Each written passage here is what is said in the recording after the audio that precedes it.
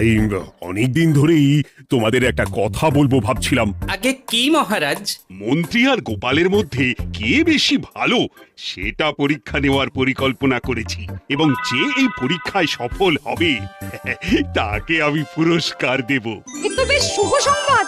এই পুরস্কার সেই ব্যক্তি পাবে যে ভালো কাজ করবে, ভালো চিন্তার মাধ্যমে বাকি মানুষদের কাছে এক অনুপ্রেরণার উদাহরণ হবে। বাহ, বাহ, সাধু সাধু, খুব ভালো প্রস্তাব মহারাজ। ভালো না ছাই, এটা কোনো পুরস্কার না। ছি, ভালো কাজ করার কি চারটিখানি কথা? মহারাজ, একটা অনুরোধ ছিল। তোমার আবার কি অনুরোধ?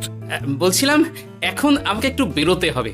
আসলে আজ আমার নাতি নাতনিদের দল বাড়ি আসবে অনেক দিন পর, তাই ওই আর কি একটু গল্প আড্ডা খাওয়া দাওয়ার ব্যাপার আছে, এই আর কি।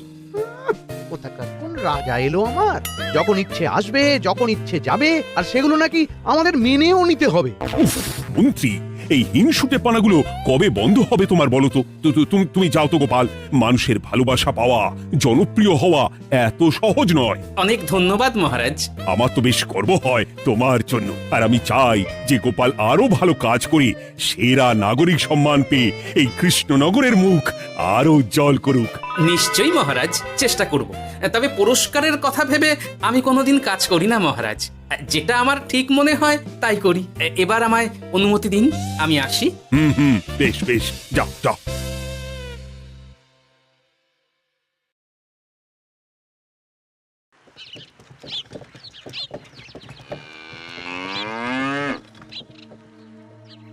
সেরা নাগরিক সম্মান সেটাও নাকি পাবে ওই গোপাল? বাবা, মহারাজের কি আদিক্ষেতা গোপালের প্রতি, দেখেও গা জ্বলে যায়। ও কি একাই আছে নাকি যে বেশি জনপ্রিয়?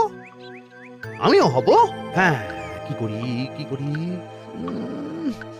যাই, একটু গোপালের বাড়ি উঁকি মেরে দেখে আসি যে কি এমন মহান কাজ করে।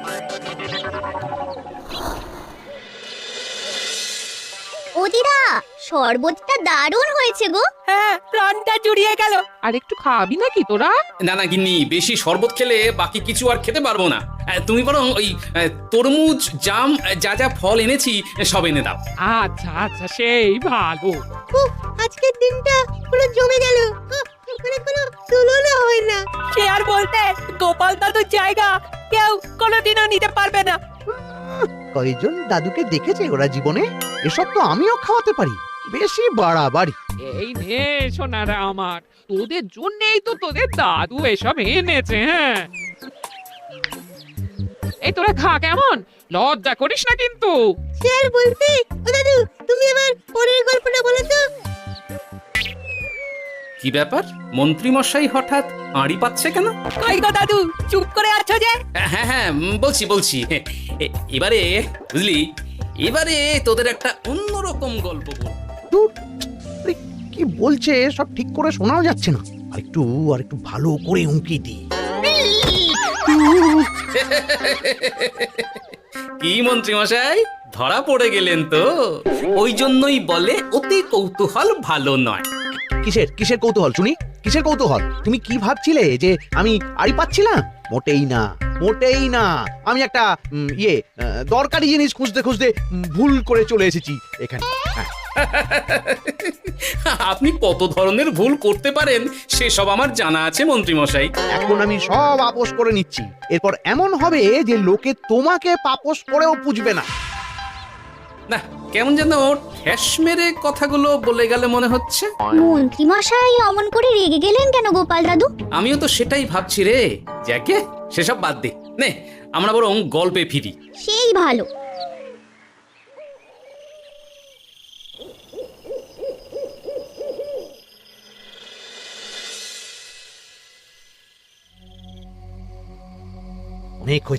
অনেক হয়েছে গোপালের গুণগান। এবার থেকে আমিও এমন কিছু করব যাতে আমি গোপালের থেকেও বেশি জনপ্রিয় হই, কিন্তু তার জন্য গোপালের কাজকর্মের উপর একটু নজর রাখতে হবে।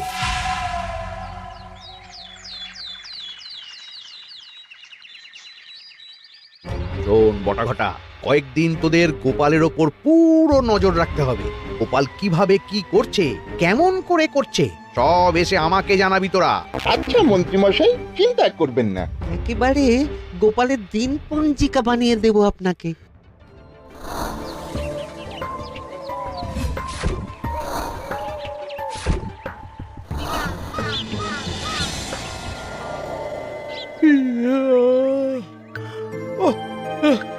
দুপুরের ঘুমটাও একটু ঠিক করে ঘুমোতে দিবি না রে তোরা?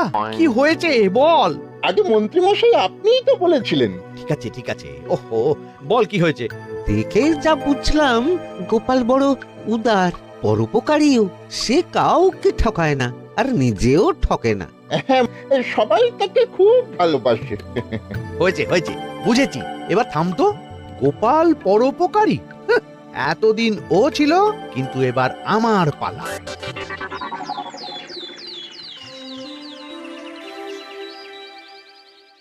মহারাজ, আমার একটা কাজ আছে, তাই আজ একটু তাড়াতাড়ি বেরোতে হবে। দয়া করে অনুমতি দিন। তোমার আবার আজ কি কাজ আছে? কেন মহারাজ, আমার কি কোনো নিজের কাজ থাকতে পারে না? আপনার যদি আমার উপর কোনো সন্দেহ থাকে, তাহলে আপনি নজর রাখতে পারেন। আহা মন্ত্রী, আমি কি সে কথা বলেছি একবারও? তাহলে এটা যদি গোপাল বলতো, তাহলে কি আপনি ওকে এত প্রশ্ন করতেন? এর মধ্যে আবার আমি আসছি কোথা থেকে? দেখছেন তো মহারাজ, কেমন আগ বাড়িয়ে ঝগড়া করতে আসে। ওহো, ঠিক আছে মন্ত্রী, তুমি যাও। ও কি, আবার কি হলো? প্রণাম করছো কেন? ভালো কাজ শুরু করার আগে আপনার আশীর্বাদ নিয়ে নিলাম মহারাজ। কিছু কি বুঝলেন মহারাজ? না, কি ব্যাপার বলো তো? কি সব ভালো কাজ শুরু করার কথা বললো শুধু? সেটাই তো, থেকে থেকে কি যে হয় বুঝি না।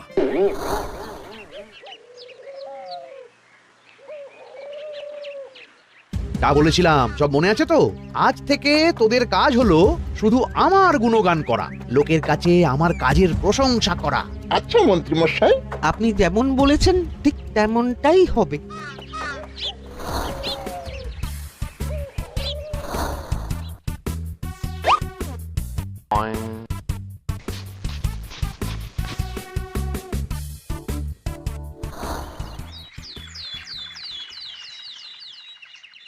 সত্যি কথা, মন্ত্রী মশাইয়ের মতো আর ভালো মানুষ হয় না। ওনার মন অনেক বড়। সে আর বলতে। বরাবরই তো খুব বড় মাপের মানুষ। আরে আরে গোপাল দাদা, আরে কোথায় চললে? এই রাজসভায়। ও মা, তাহলে তো তোমার সাথে মন্ত্রী মশাইয়েরও দেখা হবে। হবে বই কি? বাহ বাহ বাহ বাহ, তাহলে তুমি একটু ওনাকে আমার গিন্নির তরফ থেকে ধন্যবাদ জানিয়ে দিও। গতকাল উনি আমাদের অনেক সাহায্য করেছিলেন কি না? সাহায্য? মন্ত্রী মশাই? আচ্ছা, ঠিক আছে।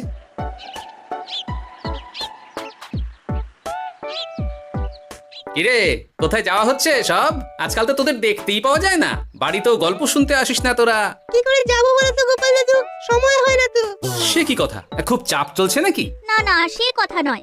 আসলে মন্ত্রী মশাইয়ের বাড়িতে একবার ঢুকলে খাওয়া দাওয়া গল্প খেলা সবকিছু সেরে বেরোতে বেরোতেই অনেক দেরি হয়ে যায়, তাই আর তোমার বাড়িতে যাওয়ার সময় হয় না। মন্ত্রী মশাইয়ের বাড়ি? ও, মন্ত্রী মশাই মনে হয় ভালোই সবার মনে জায়গা করে নিচ্ছে। যাকে ভালো কথা, সবার ভালো হলেই ভালো। তা মন্ত্রী, চারপাশ থেকে তো তোমার নামে বেশ ভালো ভালো কথাই শুনছি। খুব ভালো। এইভাবেই মানুষের পাশে থাকো সব সময়। এখন তো গোপালের থেকেও সবার মুখে তোমার নামই আগে আসে। বেশ হয়েছে, এটাই তো চাইছিলাম। গোপালকে ছাপিয়ে গেল মন্ত্রীর কাজ, সকলের মুখে তাই ওর নাম আজ। ওকে গোপাল, তুমি এত চুপচাপ কেন? সবাই এখন আমায় বেশি ভালোবাসে, এতে কি তোমার কোনো অসুবিধা হচ্ছে গোপাল? অসুবিধা? কি যে বলেন মন্ত্রী মশাই, এটা তো খুব ভালো কথা। তবে কি বলুন তো, মানুষ যত তাড়াতাড়ি মাথায় তোলে, কিছু হলে ঠিক তত তাড়াতাড়ি মাথা থেকে নামিয়ে দেয়। মানে কি বলতে চাইছো? না, তেমন কিছু না, ওই নিজের জায়গাটা ধরে রাখাটাই আসল।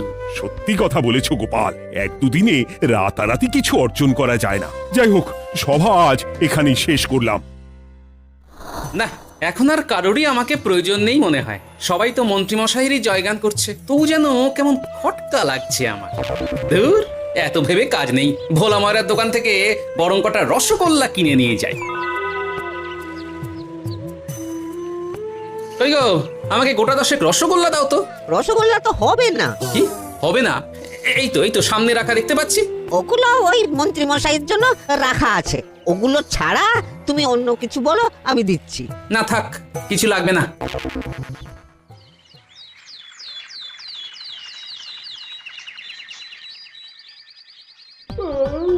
ও কি গো, বলি কত বেলা হয়ে গেল, তুমি এখনো রাজসভায় গেলে না? কদিন ধরে দেখছি কিছু হয়েছে, আর তোমার রাজসভায় বলি যেতে ইচ্ছে করে না বুঝি? না সেরকম কোনো ব্যাপার নয় গিন্নি। আমি দেরি করে যাই কি তাড়াতাড়ি, কোনো কিছু তো আর কারোর জন্য থেমে থাকে না, বলো গিন্নি? মন্ত্রী মশাই তো আছেন, তাহলেই চলবে। এ আবার কেমন কথা? কিছু না, আমি বেরোলাম।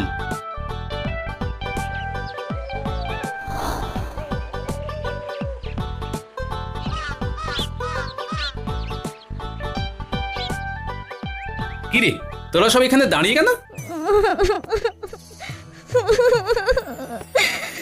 আমরা সব পরীক্ষায় শূন্য পেয়েছি, তাই আমাদের শাস্তি দিয়েছে। আসলে আমরা এতদিন কোনো পড়াশোনা করিনি তো বাড়িতে, পুরো সময়টা শুধু ওই মন্ত্রী মশাইয়ের বাড়িতে মজা করে কাটিয়েছি, তাই এমন হয়েছে। তা নিজের ভুলটা যে বুঝতে পেরেছিস এটাই অনেক। এই কারণেই বলে নিজের কাজ নিজেকেই করতে হয়, বুঝলি? এরপর মন দিয়ে পড়াশোনা করবি, সব ঠিক হয়ে যাবে।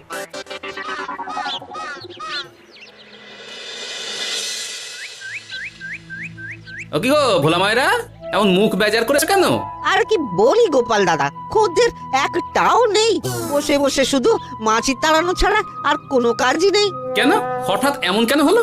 এই মন্ত্রী মশাইয়ের জন্য উপকার করে দেওয়ার নাম করে আমাকে দুধ থেকে ছানা মেখে দেওয়ার কথা বলেছিল। আমিও খুশি মনে রোজ দুধ পাঠিয়ে দিতাম ওনার বাড়ি। তারপর?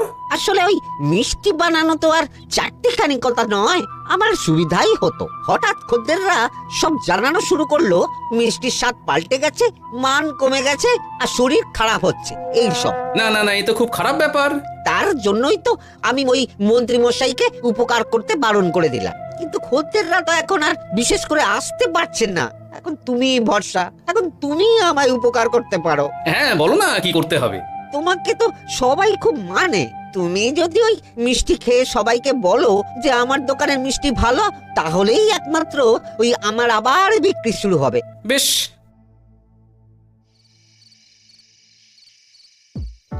শোনো, তোমাকে না একটা কথা বলার আছে। কি কথা? তুমি ভালো মানুষই করছো, তাতে তোমার লাভ, আমার কি লাভ আছে তাতে? মানে তোমার আবার কি চাই? সোনার গয়না, আমার একটা নতুন সোনার হার চাই। হ্যাঁ, না দিলে কিন্তু আমি চলে যাব। ওই দেখো, আচ্ছা ঠিক আছে দেবো। ও মা, তাই? সত্যি তুমি খুব ভালো। আমি তোমাকে যতটা কিপটে ভাবতাম, তুমি ততটাও কিপটে না। না গিন্নি, তোমার গয়না আমি গড়াবো, কিন্তু খরচ আমি করব না। যাকে বলে মাছের তেলে মাছ ভাজা। সে আবার কি করে সম্ভব? তুমি দেখোই না।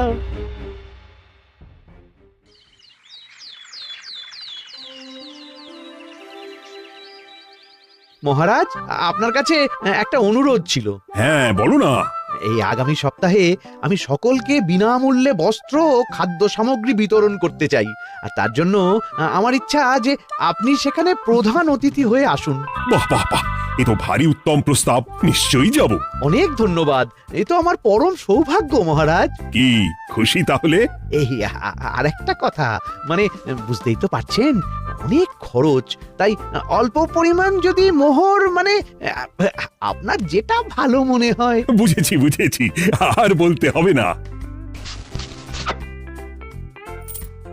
আপনি মহান মহারাজ, আজকে বুঝতে পারলাম আপনি সকলকেই সমান চোখে দেখেন। কি হয়েছে গো, তোমরা সকলে এখানে? বড় বিপদে পড়ে এসেছি গো দাদা। কি হয়েছে একটু খুলে বলো দেখি। মন্ত্রী মশাইয়ের অতি উপকারের ঠেলায় আমাদের সকলেরই বড় সমস্যা দেখা দিয়েছে। প্রথম বুঝতে পারিনি, কিন্তু এখন বুঝতে পারছি। দয়া করে কিছু একটা করো গোপাল দাদা। বুঝলাম, ঠিক আছে, আমি দেখি কি করতে পারি। যা বুঝছি, কিছু একটা করে মন্ত্রীমশাইয়ের উপকার থেকে সকলকে বাঁচাতেই হবে। কিন্তু কি করি পেয়েছি উপায়। সামনেই বস্ত্র ও খাদ্য সামগ্রী বিতরণের অনুষ্ঠান করবে বলেছে না? ওটাতেই কিছু একটা করতে হবে। যা বললাম তাহলে বুঝলি তো? ভালো করে মন্ত্রীর উপর নজর রেখে আমাকে সবটা জানা। হ্যাঁ গোপাল দাদু, কোনো চিন্তা করো না, মন্ত্রী মশাইয়ের আসল রূপ সামনে আসবেই।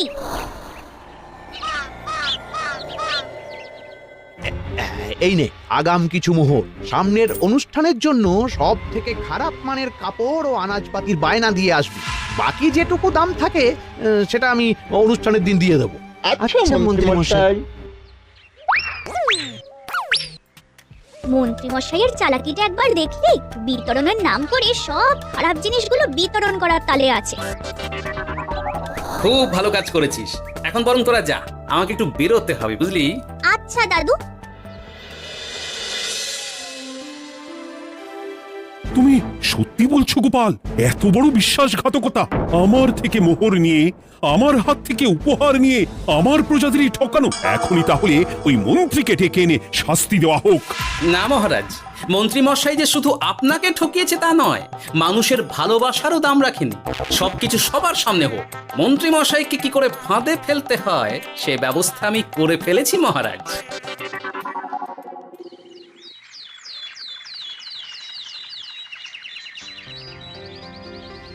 যাক বাবা, এই সুযোগে প্রচুর মোহর হাতে চলে এলো। এমনিও আমার চিন্তার কোনো ব্যাপার নেই, সব জিনিস তো মহারাজের হাত দিয়ে বিতরণ করা হবে, তাই খারাপ হলেও সবাই ভাববে মহারাজ দিয়েছে।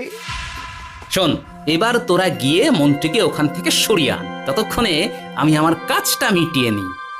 আচ্ছা। মন্ত্রী মশাই শিগগিরই চলুন আমাদের সাথে, মহারাজ আপনাকে ডাকছেন ওই গাছতলার ওখানে। এখন হ্যাঁ, মহারাজ তো আপনার উপর খুব খুশি, তাই দেখে মনে হলো কোনো একটা উপহার দেবেন আপনাকে। তাই নাকি? বটেই তো আমি এক্ষুনি যাচ্ছি। এবারে জমবে মজা। কই দেখি কেউ তো কোথাও নেই। আমাকে যে বললো মহারাজ ডাকছেন, ধুর, আমি বরং মঞ্চেই ফিরে যাই।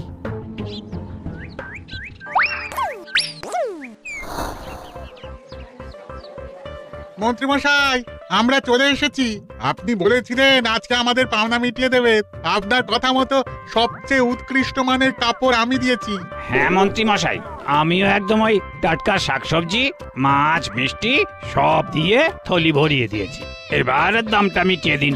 দুজনের মিলিয়ে হয়েছে ওই 1000 মোহর। বাহ মন্ত্রী বাহ, তুমি এত ভালো ভালো জিনিস বিতরণ করছো, ওহ, আমি তো বিশ্বাসই করতে পারছি না। মোটাই না, আমি অত দাম দিতেই পারবো না। আমি তো ভালো জিনিস দিতে বলিনি, আমি বলেছিলাম সব থেকে খারাপ জিনিসগুলো দিতে। কি বললেন মন্ত্রী মশাই? এই রে, এই ধরা পড়ে গেলাম মনে হয়। তোমার এত বড় সাহস, তুমি আমার রাজ্য থেকে এইভাবে মানুষকে ঠকাবে? আমায় ক্ষমা করে দিন মহারাজ, আমি ইচ্ছা করে এমন করিনি। আর আমি কোনো কথা শুনতে চাই না। উপকারের নাম করে তুমি আমার প্রজাদের যা অপকার করেছো সব আমি জানি। তোমাকে শাস্তি পেতেই হবে। প্রহরী, বন্দি করো মন্ত্রীকে। মহারাজ, আর হবে না মহারাজ, আর হবে না। ওই জন্যই বলে যেমন কর্ম তেমন ফল।